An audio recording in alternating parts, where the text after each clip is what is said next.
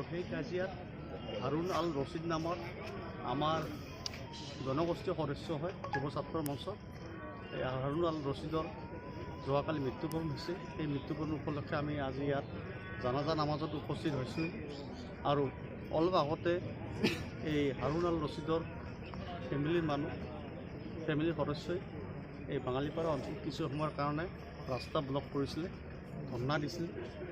এটাই উদ্দেশ্য যে যি দোষীক যাতে আইনৰ ৰাস্তাই শাস্তি দিয়ে, সেই উদ্দেশ্যলৈ ব্লক কৰিছিল। তাৰপিছত অলপ পিছত গেচি থানাৰ ভাৰপ্ৰাপ্ত অচি আহি তেখেতসকলক কথা দিয়ে, আশ্বাস দিয়ে যে আপোনালোকে চিন্তা নকৰিব, আমি আসামে সোনকালে এৰেষ্ট কৰিবলৈ চেষ্টা কৰিম, আইনৰ জৰিয়তে শাস্তি দিবলৈ প্ৰয়াস কৰিম।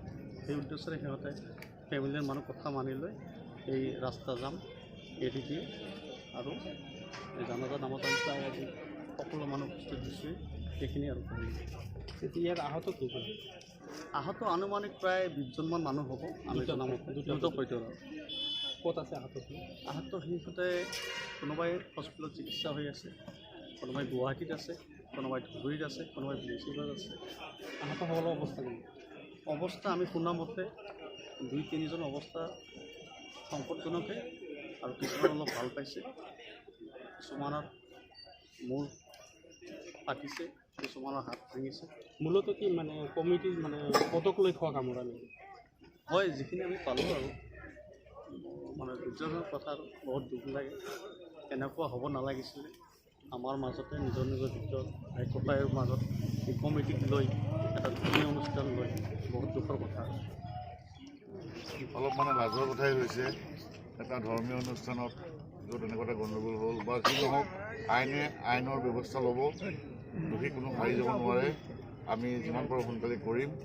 গতিকে 2টা কেছ হৈছে ইয়াত, 2 পক্ষই দিছে, আমি চব চাম।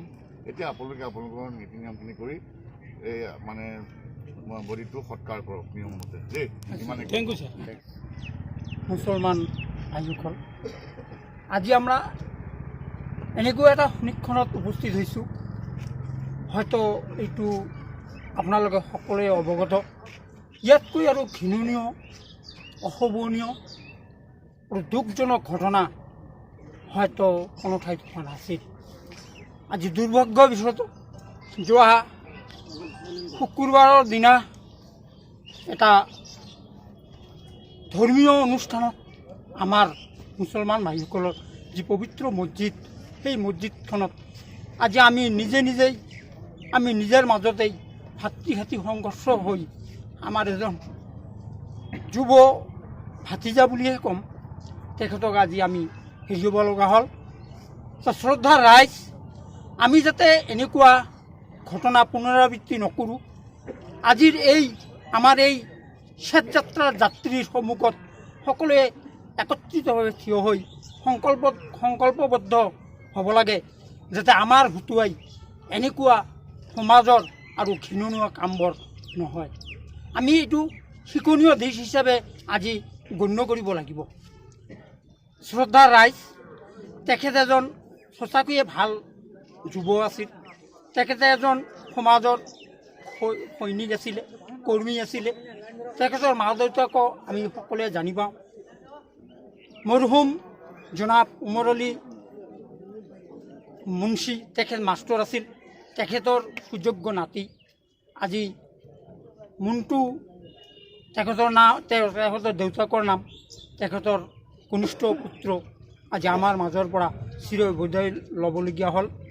শ্ৰদ্ধা ৰাইজ, তেখেতৰ মাগফিৰাত কামনা কৰি সকলোৱে আল্লাহ বা ভগৱানৰ ওচৰত আপোনালোকে দোৱা কৰিব বুলি আশা ৰাখি মই আজি মোৰ এই